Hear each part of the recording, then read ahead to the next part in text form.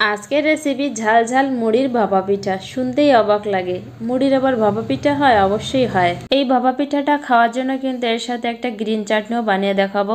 সকালের ব্রেকফাস্টে মুড়ি দিয়ে ঝাল ঝাল এরকম ভাপা পিঠা তৈরি করে নিতে পারেন, খেতে কিন্তু খুবই মজার লাগে। প্রথমে দিয়ে দিচ্ছি মুড়ি। এখানে আমি 2 কাপ মুড়ি নিয়েছি। মুড়িটাকে জল দিয়ে 2-3 বার ধুয়ে ভালোভাবে পরিষ্কার করে সামান্য জল দিয়ে এটাকে কিছু সময় ঢাকা দিয়ে রেখে দেবো। দিয়ে দেবো রসুন আর দিয়ে দিচ্ছি লঙ্কা। ঝালটা নিজেদের পছন্দ মতো কম বেশি বাড়িয়ে নিতে পারেন। আর দিয়ে দিচ্ছি সামান্য একটু আদা। এবার এগুলোকে থেতো করে নিতে হবে। আপনারা চাইলে এটাকে কিন্তু শিলনোড়ায় বেটেও নিতে পারেন। আর এখানে একটা বড় সাইজের আলু, সেটাকে আগে থেকে সিদ্ধ করে নিয়েছিলাম। আলুটাকে এভাবে গ্রেট করে নিচ্ছি। আলুটাকে আগে থেকে গ্রেট করে নিলে কিন্তু এটা ম্যাশ করতে বেশ সুবিধা হয়। এখানে একটা মিক্সচার জার নিয়েছি আর এখানে সেই ভিজানো মুড়িটা দিয়ে দিচ্ছি। এর ভিতরে দিয়ে দেবো 1 কাপ সুজি।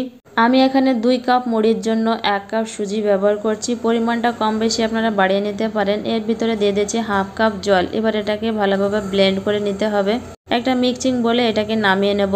এবার এর ভিতরে দিয়ে দেবো স্বাদ মতো নুন আর দিয়ে দেবো 1/2 কাপ দই। দইটা কিন্তু আপনারা মিক্সচারে যে সময় মুড়িটা ব্লেন্ড করবেন সেই একসঙ্গে দিয়েও ব্লেন্ড করে নিতে পারেন। এবার এগুলিকে ভালোভাবে মিশিয়ে নিতে হবে।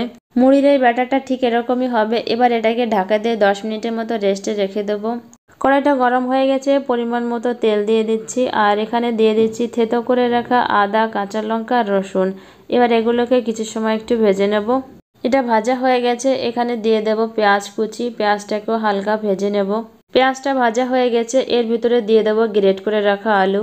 আমি এখানে আগে থেকে আলুটাকে গ্রেট করে নিয়েছিলাম। আলুটা যদি আগে থেকে গ্রেট করে নেওয়া হয় তাহলে মেশাতে কিন্তু খুবই সুবিধা হয়। আর এটা যদি গোটা গোটা থাকে মেশাতে কিন্তু অনেকটা সময় লাগে। আর এখানে দিয়ে দিচ্ছি স্বাদ মতো নুন, সামান্য হলুদ গুঁড়ো। এবার এগুলোকে একসঙ্গে ভালোভাবে মিশিয়ে নেব। আলুটা ভালোভাবে মেশানো হয়ে গেছে, এর ভিতরে দিয়ে দিচ্ছি চিলি ফ্লেক্স আর দিয়ে দিচ্ছি ধনিয়া পাতা। এবার এগুলোকেও ভালোভাবে মিশিয়ে নিতে হবে। আলুর পুরটা রেডি হয়ে গেছে, এবার এটাকে নামিয়ে ঠান্ডা করে নেব।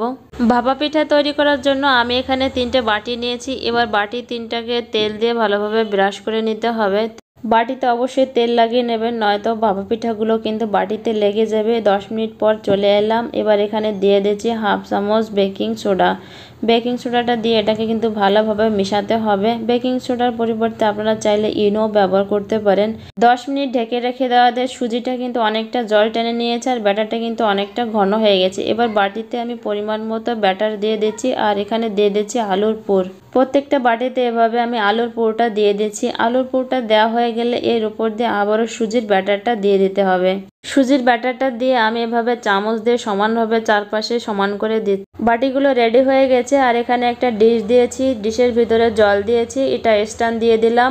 জলটা ফুটে উঠেছে, এবার বাটিগুলো এর ভিতরে দিয়ে দেব।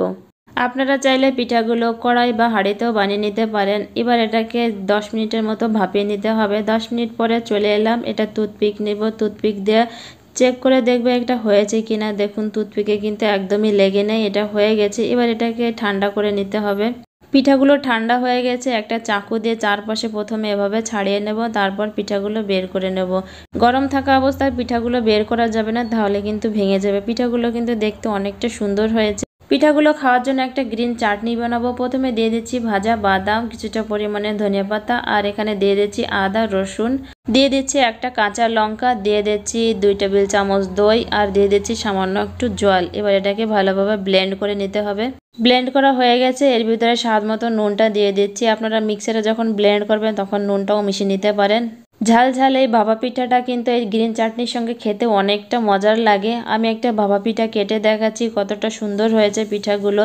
এভাবে কিন্তু সকালের ব্রেকফাস্টে আপনারা তৈরি করে নিতে পারেন এই ঝাল ঝাল ভাপা পিঠা, আর এটা খেতে কিন্তু অসাধারণ।